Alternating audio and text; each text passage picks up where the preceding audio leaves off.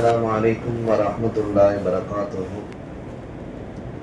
نحمده ونصلي على رسوله الكريم. ما بعد. قال الله سبحانه وتعالى في القرآن العليم والفرقان المجيد. بعد أعوذ بالله من الشيطان الرجيم بفضل بسم الله الرحمن الرحيم. ألم ترى ضرب الله مثلا كلمة طيبة كشجرة طيبة أصلها ثابت وفرعها في السماء. صدق الله العليم. وقال نبينا محمد صلى الله عليه وسلم في حديثه الشريف: ما من مسلم يغرس غرسا. وقال أيضا سبحانه وتعالى رسول الله صلى الله عليه وسلم: من قال سبحان الله وبحمده يغرس نكرة في الجنة أو كما قال صدق رسول الله صلى الله عليه وسلم. புகழ் அனைத்தும் எல்லாம் வல்ல அல்லாஹ் ஜல்லஷானு வ தஆலா ஒருவனுக்கே உரித்தாகட்டும். சலாத்தும் சலாமும் நம் உயிரினும் உயிரான உயிரினும் மேலான அருமை நாயகம் முஹம்மது ரசூலுல்லாஹ் ஸல்லல்லாஹு அலைஹி வஸல்லம் அவர்கள் மீதும், அவர்களுடைய பரிசுத்த குடும்பத்தார்கள், உத்தம சத்திய சஹாபாக்கள், தாபிஈன்கள், தபவு தாபிஈன்கள், வலிமார்கள், சுஹதாக்கள், நாதாக்கள், நல்லோர்கள், பெரியோர்கள், இமாம்கள், இந்த ஜும்மா நன்னாளில் நம் அனைவரின் மீதும் அல்லாஹ்வின் அன்பும் பேர் அருளும் என்றென்றும் நிறைவாக உண்டாகட்டுமாக. ஆமீன். கனிமிக்க அல்லாஹ்வின் நல்லடியார்களே, பெரியோர்களே, அற்புதமான இஸ்லாமிய மாதங்களின் 10வது மாதமான ஷவ்வால் முக்கர்ரம் என்கிற வரலாற்று நிகழ்வுகள் எல்லாம் பொதிந்திருக்கக்கூடிய சுன்னத்தான நிக்காஹ் போன்ற காரியங்கள் எல்லாம், சுபமான காரியங்கள் எல்லாம் நடக்கக்கூடிய ஒரு சிறப்பான மாதத்தினுடைய இறுதி ஜும்மாவிலே நாம் எல்லாம் இருக்கிறோம். இனி அடுத்து துல்காதா, துல்ஹிஜ்ஜா என்று சொல்லப்படக்கூடிய சந்தையான உம்ரா போன்ற, அஜ்ஜு போன்ற மிகப்பெரிய கடமைகள் எல்லாம் வரக்கூடியதாக இருக்கிறது. அல்லாஹ் தௌஃபீக் செய்வானாக. ஒரு புனிதமான மாதத்தில் நாம் இறுதியில் இருந்தாலும் கோடை காலம் வெப்பம் என்பது வாட்டி எடுக்கிறது. கோடை காலமாக இருந்தாலும் குளிர்காலமாக இருந்தாலும் அல்லாஹ் ரப்புல் ஆலமீன், அது என்னுடைய காலம், காலத்தை நீங்கள் திட்டாதீர்கள், நான் அதை மாறி மாறி வர செய்வேன்.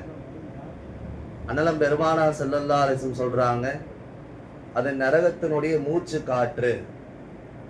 என்ன வெயில் மண்டைய பொழக்குது, நசநசன் இருக்கு அப்படின்னு சொல்லி நம்ம வெயில் காலம் வருகிற பொழுதும் அல்லது மழை காலம் வருகிற பொழுதும் இந்த மழை ஓயாம பேஞ்சுக்கிட்டே இருக்க, வெளியே ஒரு காரியத்துக்கு நம்மளால போக முடியல, வர முடியல, இப்படி எல்லாம் நாம் சொல்வதும் நினைப்பதும் உண்டு. அது மனிதனுடைய இயல்பு.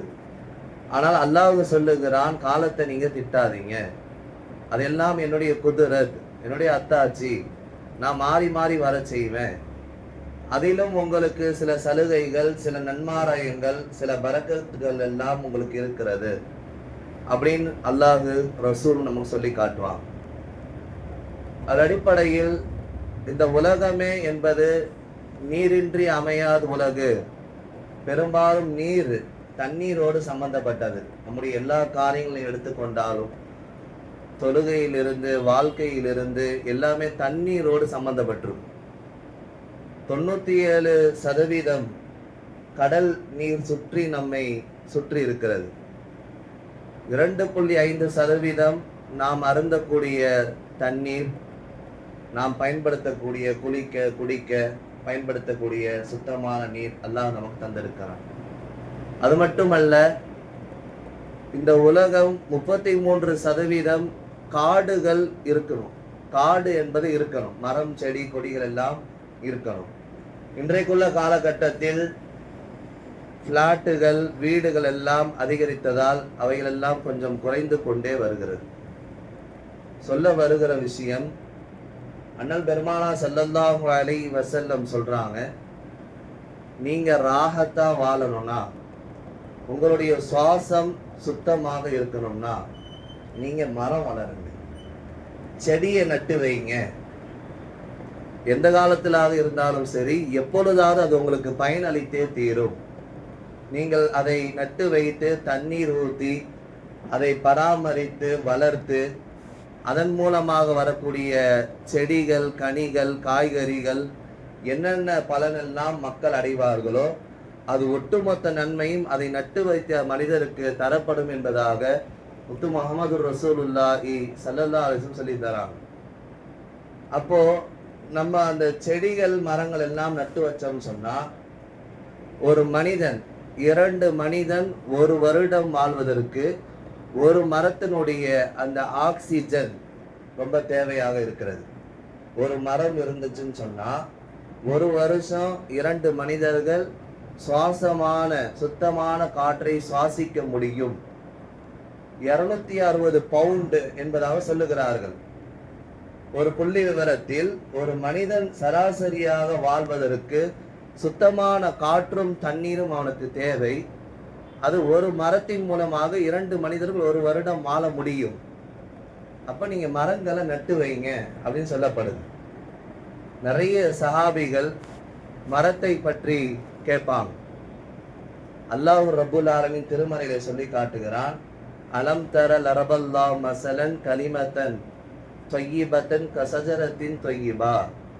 லா இலாஹ இல்லல்லாஹ் என்கிற கலிமா, வணக்கத்திற்குரிய நாயன் அல்லாஹ்வை தவிர வேறு யாரும் இல்லை என்கிற உன்னதமான உயர்தனமான அந்த கலிமா, அதை மரத்தோடு ஒப்பிட்டு அல்லாஹ் சொல்லுகிறான். மரத்தை ஒப்பிட்டு அல்லாஹ் சொல்லி காட்டுகிறான். அந்த மரம் வஅஸ்லுஹா சாபித்துன், பூமியிலே அது தரிபட்டு இருக்கும். வஃபருஹா ஃபிஸ்ஸமா, வானத்திலே அது படர்ந்து வளர்ந்து செடி போன்று இருக்கும். எனவே அண்ணலம் பெருமானார் ஸல்லல்லாஹு அலைஹி வஸல்லம் அவர்களாக இருக்கட்டும், அல்லாஹ் ஜல்ல ஜலாலுவாக இருக்கட்டும், நம்முடைய அமல்கள் இபாதாத்துகள் எல்லாம் மரத்தோடு செடி கொடிகளோடு ஒப்பிட்டு சொல்வார்கள். ஒரு மனிதன் போற வார மக்களுக்கு பயனளிக்கும் வகையில், பொதுவாக வெயில் காலத்துல நம்ம எங்காவது பயணங்கள் செல்லுகிற பொழுது கொஞ்சம் எங்கேயாவது இலை பாரலாமே, கொஞ்சம் நிம்மதி பெறலாமே, எந்த மரம் நல்லா வெளிச்சமா இருக்கு, எந்த மரத்துல போய் நம்ம ரெஸ்ட் எடுக்கலாம், மரம் எங்க இருக்குன்னு தேடுவோம். அந்த மாதிரி அண்ணலம் பெருமானார் ஸல்லல்லாஹு அலைஹி வஸல்லம் சொல்றாங்க, ஒரு மரத்தை ஒரு செடி கொடியை நீங்கள் நட்டு வச்சீங்க, அதை பராமரிச்சு அதை கரெக்டா தண்ணி ஊற்றி வளர்த்து நல்லா வளர்ந்து வந்துருச்சு. இப்ப போற வார மக்கள் அதிலே நிழல் பாடுறாங்க, இலை பாருகிறார்கள், அல்லது அதன் மூலமாக வரக்கூடிய கனிகளை மக்கள் சாப்பிடுறாங்க, அல்லது ஒரு திருடனே அந்த மரத்தில் இருந்து பழத்தை பறித்து சாப்பிடுகிறான். இதனுடைய ஒட்டுமொத்த நன்மையும் அதை நட்டு வைத்தவருக்கு கொடுக்கப்படும் என்பதாக பெருமானார் ஸல்லல்லாஹு அலைஹி வஸல்லம் சொல்லி காட்டுறாங்க. மாமின் முஸ்லிமின் எக்ரிசு கருசன், முஸ்லிம்கள்ல ஒரு மனிதர் ஒரு மரத்தை நட்டு வைக்கிறார், அதை நல்ல முறையில் தண்ணீரை ஊற்றி பராமரிக்கிறார், வளர்க்கிறார். அதன் மூலமாக மக்கள் அங்கே ஓய்வெடுக்கிறார்கள், அந்த பழங்களை சாப்பிடுகிறார்கள். அது சம்பந்தப்பட்டமாக என்னென்னலாம் இருக்கோ அதோடைய எல்லா நன்மையும் யாருக்கு வரும்? ஒரு மரத்தை நட்டு வைத்ததற்கு வழங்கப்படும் என்பதாக கண்மணி முஹம்மது ரசூலுல்லாஹி ஸல்லல்லாஹு அலைஹி வஸல்லம் சொல்றாங்க. அது மட்டுமல்ல, யாரு காலையிலோ மாலையிலோ சுபஹானல்லாஹ் அல்லது சுபஹானல்லாஹி வ பிஹம்திஹி என்று ஓதுகிறார்களோ சொர்க்கத்திலே ஒரு மரம் அவருக்காக நட்டு வைக்கப்படும். அது எவ்வளவு தூரம் அதனுடைய வேர்கள் இலைகள் எல்லாம் இருக்கிறதோ அந்த அளவுக்கு அவருக்கு நிழல்கள் கொடுக்கப்படும், நன்மைகள் எழுதப்படும். எல்லாம் நாயகம் ஸல்லல்லாஹு அலைஹி வஸல்லம் சொல்லி தருகிற ஒரு அற்புதமான செய்திகள். எனவே ஒரு சுத்தமான ஆக்சிஜன் வேணும்னா மரம் செடி கொடி வேணும். அதை நம்ம நட்டு வைக்கணும். நம்முடைய மஹல்லாவாக இருக்கட்டும், நம்முடைய தெருக்களாக இருக்கட்டும், ஏதாவது மக்கள் பயன்பெற அளவுக்கு நம்ம அதை முறையா உருவாக்கணும்னு சொன்னா அது ஏதாவது ஒரு காலத்துல பயனளிக்கும்.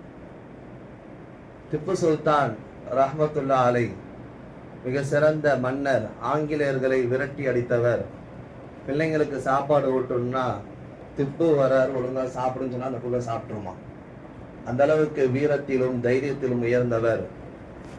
தப்பு செய்த அல்லது பாவம் செய்த மனிதருக்கு தண்டனை கொடுக்க வேண்டும் சொன்னா அவங்களுடைய காலத்துல ஏதாவது ஒரு தெருவை காட்டி இந்த இடத்துல நீ மரம் செடியை நட்டு வை, அதுதான் உனக்கு தண்டனைன்னு சொல்லுவாங்க. தண்டனையை கூட மற்ற மக்களுக்கு பயனளிக்கிற வகையில் அவர் உண்டாக்கினார்கள். ஒரு தடவை அந்த காலத்தில் வாழ்ந்த பாரசீக நாட்டு மன்னன் என்று சொல்லப்படக்கூடிய ஷெர்வான் என்கிற ஒரு மன்னர் இருந்தார்.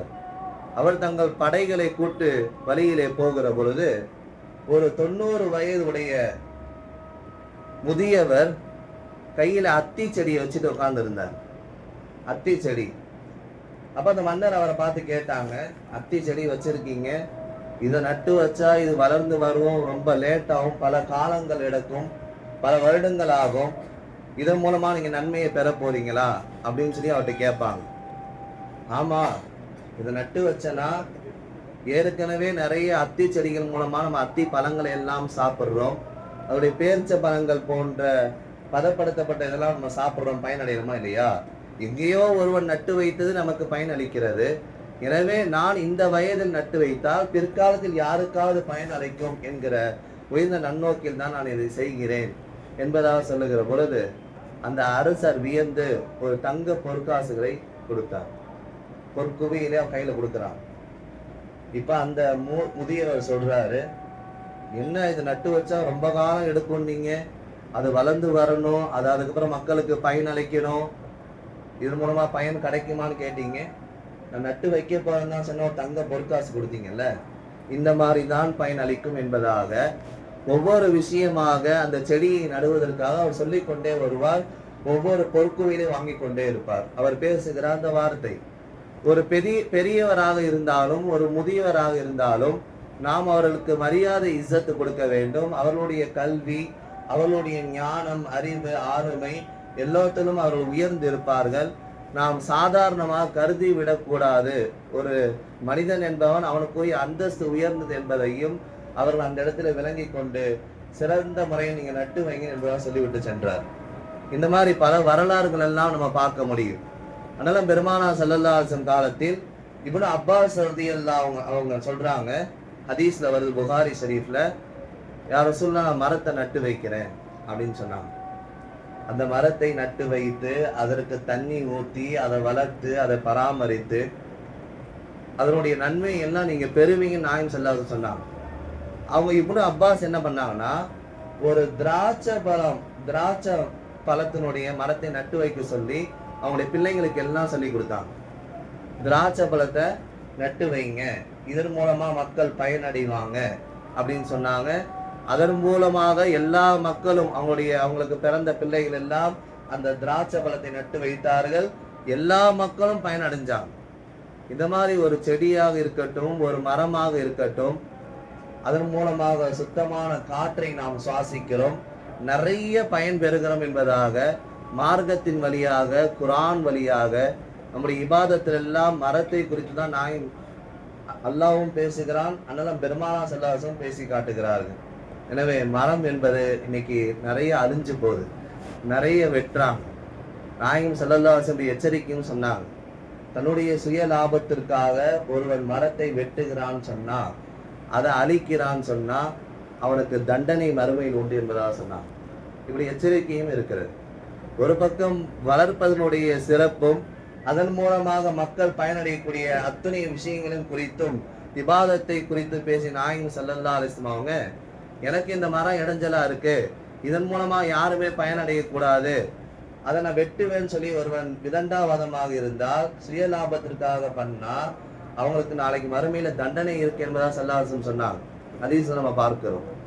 எனவே இந்த கோடை காலத்தில் வெப்பம் அதிகமாக சலனமாக வரக்கூடிய இந்த காலத்திலே மரங்கள் இருந்ததுன்னு சொன்னா நம்ம இலை பார்வதற்கு கொஞ்சம் நிம்மதி என்பது கிடைக்கும், கொஞ்சம் ஒரு ஆகத்து கிடைக்கும், சுத்தமான காற்று என்பது கிடைக்கும். நம்ம மழை காலத்திலே நட்டு வைத்திருந்தால் இப்பொழுது ரொம்ப பயனாக இருக்கும். அதை நாம் செய்ய வேண்டும் என்பதை தான் அண்ணலம் பெருமானா ஸல்லல்லாஹு அலைஹி வஸல்லம் சொல்லி காட்டினார். அதே போல நீர் என்பது ரொம்ப அவசியம். தண்ணீர் இருக்கிறது, நீரின்றி அமையாது உலகு என்பதை நாம் படிக்கிறோமே. தண்ணீரை நீங்க வீண் விரயம் செய்யாதீங்க. அது வீட்டிலே பயன்படுத்தக்கூடிய தண்ணீராக இருக்கட்டும், ஒழு செய்கிற பொழுது பயன்படுத்துகிற பொது தண்ணீராக இருக்கட்டும். நான் தான் வாட்டர் டாக்ஸ் கட்டுறேன்னு எங்க வீட்டுல 4 மோட்டர் இருக்கு, நான் எவ்வளவு தண்ணி வேணா பயன்படுத்துறேன் அப்படின்னு நம்ம சொல்லக்கூடாது. தண்ணி என்பது பொதுவானது, அதை நாம் தேவைக்கு பயன்படுத்த வேண்டும். ஒரு ஹவுஸ் ஓனர் இருக்கார், அவருக்கு மட்டும் தேவையான தண்ணி எடுத்து அங்கே இருக்கக்கூடிய டெனண்ட்டுக்கு தண்ணீர் கொடுக்காமன்னு சொன்னா அவருக்கு நாளைக்கு மறுமையிலே அல்லாஹ் ஏர் எடுத்து கூட பார்க்க மாட்டான் என்பதான் நாயகம் ஸல்லல்லாஹு அலைஹி வஸல்லம் சொல்றாங்க. பொதுவான விஷயங்கள் எல்லாருக்கும் பொதுவாக போய் சேர வேண்டும் என்பதை சொல்லி காட்டுகிறார்கள். எனவே தண்ணீர் விஷயத்தை ரொம்ப கவனமா இருந்துக்கணும். நம்முடைய உடல் உறுப்புகளை நீங்கள் எடுத்துக்கிட்டாலே போதும், நம்முடைய ரத்தம் கிட்டத்தட்ட 82% தண்ணியால இருக்குன்னு சொன்னாங்க மருத்துவர்கள் சொல்லுகிறார்கள். நம்முடைய ரத்தம் 82% தண்ணீரால் இருக்கிறது. நம்முடைய நுரையீரல் 70% தண்ணீரால் இருக்கிறது. இப்படி ஒவ்வொரு உறுப்புகளும் தண்ணீரோடு சம்பந்தப்பட்டிருக்கிறது. எனவே இந்த கோடை காலத்தில் தண்ணீர் போன்ற அல்லது குளிர்ச்சியான விஷயங்கள் நீங்கள் எடுத்துக்கொள்ளுங்கள் என்பதாகவும் நிறைய விஷயங்கள் மருத்துவ ரீதியாக நம்ம பார்க்கிறோம். அதை வீண் விரயமோ தேவைக்கு அதிகமாகவோ அசால்ட்டா நம்ம தண்ணீரை வீண் விரயம் செய்யக்கூடாது. ஒரு குழாயை நம்ம சரியா மூடலைன்னா அதுல இருந்து சொட்டு சொட்டா வரக்கூடிய தண்ணீர் மட்டுமே ஒரு நாளைக்கு 60 லிட்டர் வீணாகுகிறது என்பதாக புள்ளி விவரங்கள் பேசுகிறார்கள். செய்தித்தாள்கள் நாம் படிக்கிறோம். எனவே நாம் ஒழு செய்கிற பொழுதாக இருக்கட்டும், பாத்ரூம் போகும்போது குழாயை சரியா மூடிட்டோமான்னு பார்க்கணும். பொது விஷயங்கள்ல ரொம்ப கவனமா இருக்கணும். யாருக்காவது தண்ணீர் தாகம் அடிக்குது, எடுத்துட்டு வந்து கொடுங்க, மிகப்பெரிய ஒரு நன்மை இருக்கிறது. தண்ணீர் தடாகம் ரெடி பண்ணி கொடுங்க, சதக்கா செய்யுங்க என்பதெல்லாம் உலகத்திலே சிறந்த தானம் தண்ணீர் என்பதாக அதெல்லாம் பெருமானார் ஸல்லல்லாஹு அலைஹி வஸல்லம் சொல்லி காட்டினாங்க. எனவே தண்ணீர் விஷயங்களாக இருக்கட்டும், மரங்கள் விஷயங்களாக இருக்கட்டும், இந்த கோடை காலத்தில் ஆக ரொம்ப முக்கியமானதாக இருக்கிறது. இதை நாம் கவனம் செலுத்த வேண்டும். இதனுடைய ஆழத்தை உள்வாங்க வேண்டும் என்பதைத்தான் நாம் சொல்லி காட்டுகிறோம். அதே போன்று கோடை காலத்தை இபாதத் ரீதியாக, மார்க்க ரீதியாக நம்முடைய பிள்ளைகளை உள்ள கொண்டு வரும். ஸ்கூல்லாம் லீவ் விட்டாங்க, விடுமுறை காலமாக இருக்கிறது. எனவே நம்ம அங்க போகலாம் இங்க போகலாம், நேரத்தை வீணாக கழிப்பதை விட்டுவிட்டு மார்க்க ரீதியாக, ஒழுக்கம் ரீதியாக நம்முடைய பிள்ளைகளுக்கு குர்ஆன் ஓதுதல் விஷயங்கள், ஒழுவினுடைய குளிப்பினுடைய விஷயங்கள், என்னென்னலாம் மார்க்க சட்டம் இந்த 40 நாள்ல 35 நாள்ல அவர் என்னென்னலாம் கற்றுக்கொள்ள முடியுமோ அதற்கு உங்க பிள்ளைங்களை நீங்க அனுப்பி தரணும். சம்மர் கிளாஸ் போன்ற கோடைகால வகுப்புகள் எங்களை எல்லா இடங்கள்லையும் நடக்குது. ஆன்லைன்ல நடக்குது, ஆஃப்லைன்ல நடக்குது, டைரக்டா நடக்குது. அப்போ இத்தனை நாளா அவன் ஒரு வருட காலமாக ஸ்கூலுன்னு போய் காலில இருந்து நைட்டு வரைக்கும், அதற்கு பின்னால் டியூஷனு, முழுக்க முழுக்க உலக கல்வியிலே கொடுத்த நம்முடைய பிள்ளைகளை கொஞ்சமாவது மார்க்க கல்வி நாம் ஊட்டுவது தலையாய கடமையாக இருக்கு என்பதா அல்லாஹ் ரசூலும் வலியுறுத்துறாங்க. அதன் அடிப்படையில் நீங்கள் உங்களுடைய பிள்ளைகளை இந்த சம்மர் வகுப்புகளிலே அனுப்பி குர்ஆன் போன்ற விஷயங்கள், தஜ்வீத் போன்ற விஷயங்களை சரி செய்து கொள்ள வேண்டும். மார்க்கத்தை முழுமையா நாம் கற்க வேண்டும். இந்த போன வாரத்துல நீங்க பாத்தீங்கன்னா ஒரு 4 இளைஞர்கள் 11 பேர் சென்று சுற்றுலா போறேன்னு சொல்லி அதுல 4 பேர் வஃபாத்தாய் வந்தாங்களா இல்லையா? நிறைய செய்திகள் நம்ம கேள்விப்படுறோம். எந்த ஊர்னு உங்களுக்கே தெரியும். இந்த மாதிரி வீட்டுக்கே தெரியாம வெளியே போறது, சுற்றுலா போறது, அங்க போறது, கடைசியில் அவர்கள் வஃபாத்தாய் வருவது இன்ப அதிர்ச்சியை தருகிறது. எனவே எங்காவது ஆறு இருக்கிறது, குளம் இருக்கிறது, ஏரி இருக்கிறது, தெரியாம போய் குளிக்கிறார்கள், அல்லது நீச்சல் தெரியாம உள்ளே சிக்கி கொண்டு வஃபாத் ஆவதை வருடம் பேப்பர்ல நம்ம பார்த்துக்கிட்டு இருக்கோம், நியூஸ்ல பார்த்துக்கிட்டு இருக்கோம். 10 மாசம் சுமந்து எடுத்த பிள்ளையை கடைசியில் வஃபாத் ஆவதற்கு நாம் பெற்றுவிட்டோம். யோசித்து பாருங்க, கடமைப்பட வேண்டும். மார்க்க ரீதியாக, ஒழுக்கம் ரீதியாக, அஹ்லாக் ரீதியாக அவர்களை உருவாக்கினால்தான் பிற்காலத்தில் அவர்கள் சிறந்த முறையில் உருவாகுவார்கள். இந்த லீவு நாட்கள் தங்களுடைய உறவினர்களை நீங்கள் சென்று பார்க்கவோ அவர்களுடைய விஷயங்களை கற்றுக் கொடுக்கவோ நீங்க முயற்சி செய்யுங்கள். உறவினர்களை சந்திக்கிறது, சுற்றுலா பயணம் என்பது மார்க்க ரீதியாக அல்லது இதற்கு முன்னால் உள்ள சமுதாயங்கள் எல்லாம் எப்படி அழிக்கப்பட்டுச்சு அதை போய் நீங்க படிங்க, அதை போய் நீங்க பாருங்க அல்லாஹ் சொல்றான். அதே போல உங்களுடைய உறவினர்களை சந்தித்து இதுதான் அம்மா வாப்பா தாத்தா பாட்டி அவங்களுடைய வம்சாவளியெல்லாம் சொல்லணும். இந்த விஷயத்திலே ஆயிஷா அம்மா ரொம்ப உயர்ந்தவர்களா இருக்கிறார். ஸல்லல்லாஹு அலைஹி வஸல்லம் நம்ம பிள்ளைங்களுக்கு மக்தப்ல சொல்லி கொடுக்கிற பொழுது முஹம்மது இப்னு அப்துல்லா இப்னு ஆஷிப் இப்னு இப்படியே நம்ம வரிசையாக ஆதம் அலைஹிஸ்ஸலாம் போய் தொடர முடியுது, அங்கிருந்து ஆரம்பிக்குது. இந்த மாதிரி நம்முடைய தாத்தா யாரு, தாத்தாவுடைய தாத்தா யாரு, பாட்டனார் யாரு, இப்படி நம்முடைய வம்சங்கள் தெரியணும். பாரம்பரிய முறை தெரியணும், தொன்மைகள் தெரியணும், வரலாறுகள் தெரியணும் என்பதை அல்லாஹ் ரசூல் நமக்கு சொல்லிக் கொண்டே இருக்கிறார்கள். அந்த வகையில் நம்முடைய பிள்ளைகளை மார்க்க ரீதியாக இந்த நாட்களை பயன்படுத்தினோம் சொன்னால் மிகப்பெரிய ஒரு அருளை பெற்றோர்களாக நாம் மாற முடியும். எல்லாம் அல்ல அல்லாஹ் ஜன்னஷானு தாலா இந்த கோடை காலத்தை பயனுள்ளதாக, ஆரோக்கியம் நிறைந்ததாக, மரங்களை நட்டு வைத்து தண்ணீரை, கோடை காலத்து தண்ணீர் ரொம்ப தட்டுப்பாடா இருக்கும். இன்னைக்கும் சில இடங்கள்ல குடத்தை தூக்கி நிக்கிறத நம்ம பார்க்கிறோம். நிறைய இடங்கள்ல குடிக்கிறதுக்கே சிரமப்படுறாங்க, தண்ணி குடிக்கிறதுக்கே தண்ணி இல்லாம இருக்கு. எனவே இதனுடைய அத்தியாவசியங்கள்லாம் நாம் புரிந்து கொண்டு செயல்பட்டோம் சொன்னா அல்லாஹ்வுடைய திரு பொருத்தத்தை பெற்ற மக்களாக ஆகவும், எல்லாம் அல்ல அல்லாஹ் ஜன்னஷானஹு தஆலா அவருடைய உயர்ந்த பொருத்தத்தை நமக்கு தருவானாக. நம்முடைய பிள்ளைகளுக்கு மார்க்கத்தை கொண்டு போய் சேர்ப்பானாக. நம்முடைய வாழும் காலமெல்லாம் உடல் ஆரோக்கியத்தோடு வாழ்வதற்கு அல்லாஹ் அருள் புரிப்பானாக. ஆமீன். வாஹிர் தஅவானா அல்ஹம்துலில்லாஹி ரப்பில் ஆலமீன்.